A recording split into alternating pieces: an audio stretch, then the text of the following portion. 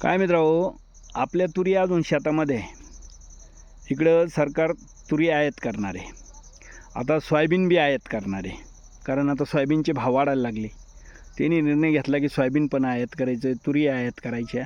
म्हणजे हाही परत उजूक हाई त्या सोयाबीनला उजूक परत 3200-3800 रुपये आणून ठेवायचं काम हे सरकार करणार.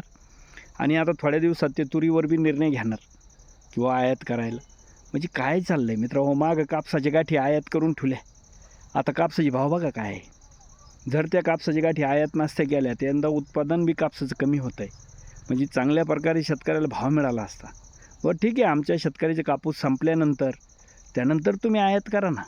पण आम्हाला जे मार्केट आज कापूस खरंच परवडतो का बघा. आता तुरीचे पण ते आयात करणार, सोयाबीनचे भाव चढायला लागले तर परत त्यांचं तिकडे कल आयाताकडे वाढला आहे.